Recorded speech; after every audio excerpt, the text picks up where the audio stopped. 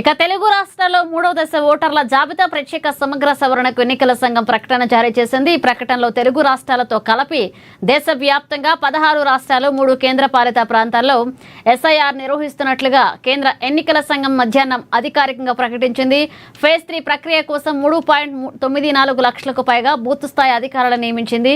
ఇక ఏపీలో జూలై 21 నుంచి సెప్టెంబర్ 18 వరకు ఓటర్ల ముసాయిదా జాబితా, ఏపీలో సెప్టెంబర్ 22న తుది ఓటర్ జాబితా ప్రకటించనుంది. అదేవిధంగా తెలంగాణలో జూలై 31 నుంచి సెప్టెంబర్ 28 వరకు ఓటర్ల ముసాయిదా, తెలంగాణలో అక్టోబర్ 1న తుది ఓటర్ జాబితా విడుదల చేయనుంది.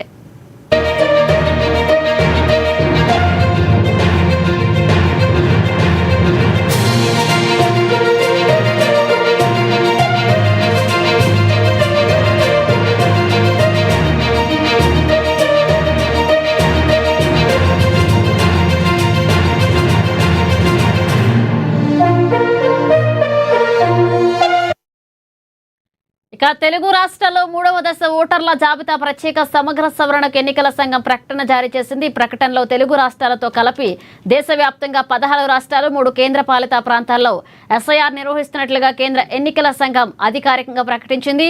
ఇదే అంశానికి సంబంధించి మరిన్ని అప్డేట్స్ అందించడానికి మా ప్రతినిధి అనిల్ ఫోన్ లైన్ లో సిద్ధంగా ఉన్నారు. అనిల్, రైట్ మనీషా, ఓటర్ల జాబితాను పూర్తి స్థాయిలో శుద్ధి చేయడమే ప్రధాన లక్ష్యమా election commission special intensive revision అనేటువంటి ఒక కార్యక్రమం అయితే చెప్పడం జరిగింది.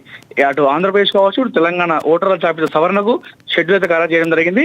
ఆంధ్రప్రదేశ్ లో జూన్ 15 నుంచి మొదలుకొని జూలై 14 వరకు, అంటే నెల రోజుల పాటు. అదేవిధంగా తెలంగాణలో చూసుకుంటే జూన్ 25 నుండి జూలై 24 వరకు, అంటే నెల రోజులు. అటు ఆంధ్రప్రదేశ్లో కావచ్చు, అదేవిధంగా ఇటు తెలంగాణలో మొత్తం నెల రోజుల పాటు ఇంటింటి సర్వే చేపట్టినారు ఇటు ఎలక్షన్ కమిషన్. ఆంధ్రప్రదేశ్ తెలంగాణతో పాటు కలుపుకుంటే 16 రాష్ట్రాలు, అదేవిధంగా 3 కేంద్రపాలిత ప్రాంతాల్లో 3వ విడతగా ఈ కార్యక్రమం అయితే నిర్వహించబోతున్నారు.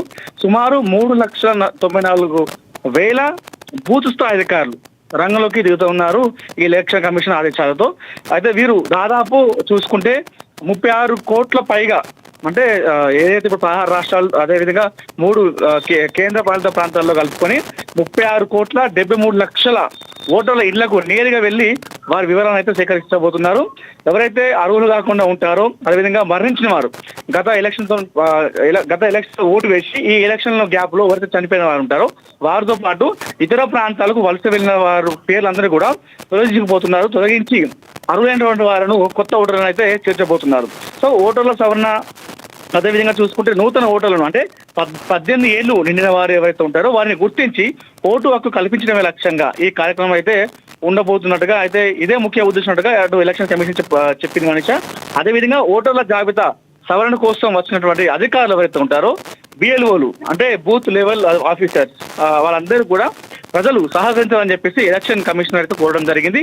మొత్తం ఓవరాల్ గా 36,73,00,000 ఓటర్ల ఇళ్లకు నేరుగా వెళ్లి, సో వీళ్ళు అర్హులు ఉన్నారా లేరా, ఈ ఇంట్లో చనిపోయిన వారు ఉన్నారా, లేకపోతే గతంలో ఓటు వేసి ఇప్పుడు బతుకుదెరువు కోసం వేరే ప్రాంతాల్లో వెళ్ళిన వారు, వలస వెళ్ళిన వారు ఉన్నారని చెప్పేసి గుర్తించడం పోతున్నారు. మొత్తం ఓవరాల్ గా 3,94,000 మంది అధికారులను అయితే నియమించడం జరిగింది. సో ఇదంతా కూడా ఓటర్ల సవరణతో పాటు నూతన ఓటర్లను తీసుకోవడమే లక్ష్యంగా ఎలక్షన్ కమిషన్ అయితే చేపట్టబోతుంది ఈ కార్యక్రమాన్ని.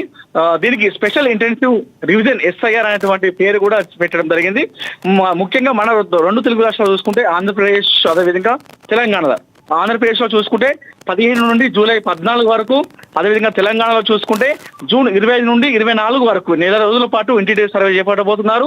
సో ఇక్కడ కూడా వేలాది మంది, ఈ 2 తెలుగు రాష్ట్రాల్లో వేలాది మంది అధికారులు పనిచేయబోతున్నారు. సో ఇంటింటికి వాళ్ళు వెళ్ళి ఇవన్నీ వివరాలు సేకరించడం పాటు సవరణ, అదేవిధంగా నూతన ఓటర్ల జాబితాను తీసుకొని సో నెక్స్ట్ వచ్చేటువంటి ఎలక్షన్ కి ఈ ప్రణాళిక అనేది సిద్ధం చేయబోతున్నారు మనీషా. అనిల్, ఇప్పటి వరకు మీరు చెప్పింది చూస్తే కూడా, అంటే ఇప్పటి వరకు అంటే ఏదైనా కొత్త ఓటరు అదే 18 సంవత్సరాలు నిండిన వారిని ఓటర్గా అభ్యర్థించడం ప్రధాన కారణం దీనికి సరికి.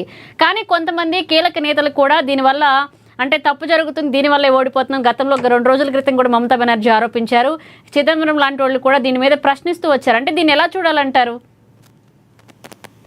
సో అంటే ఈ రాజకీయ నేపథ్యంలో సో ఎప్పుడైతే ఎలక్షన్ జరుగుతాయో, ఎలక్షన్ జరిగినటువంటి నేపథ్యం అంటే ముందు కావచ్చు, ఎలక్షన్ అయిపోయిన తర్వాత రాజకీయ నాయకులు అనేవారు వారు అటు మన బ్యాలెట్ బాక్స్ పైన కావచ్చు, అదే ఓటింగ్ సరళి పైన కావచ్చు, అదే విధంగా ఏదైతే ఓటర్ల జాబితా గురించి ఇలా మార్చడం అనేది మనకు అది కామన్ అనేది తెలిసిన విషయమే. సో అంటే ఎవరైనా సరే ఎలక్షన్ ముందు కావచ్చు, అదేవిధంగా ఓడిపోయిన తర్వాత బ్యాలెట్ బాక్స్ దగ్గర మాకు మోసం జరిగిందని, లేదంటే ఓటింగ్ సరళి వద్ద మోసం జరిగిందని, లేదంటే ఓటర్ల జాబితా సర్వే చేయాల్సిన విషయంలో మాకు మోసం జరిగిందని చెప్పడం అనేది అది శరామామూలే. కానీ అవన్నీ ఏం పట్టించుకోకుండా ఈ ఎలక్షన్ కమిషన్ పనిచేస్తూ ఉంటది. సో ఎలక్షన్ కమిషన్ ఆదేశాల మేరకైతే ప్రస్తుతం అయితే 3,94,000 మంది అధికారులు అయితే ఈ 16 రాష్ట్రాలు, అదేవిధంగా 3 కేంద్ర పాలిత ప్రాంతాల్లో జల్లెడ పడుతూ ఓటర్ల సవరణ చేయడం, అదేవిధంగా నూతన ఓటర్లను తీసుకురావడమే ఈ కార్యక్రమం యొక్క ముఖ్య ఉద్దేశం. అదేవిధంగా సో అవన్నీ కూడా ఎప్పుడు రాజకీయ నాయకులు కావచ్చు కొంతమంది చేస్తూ ఉంటారు.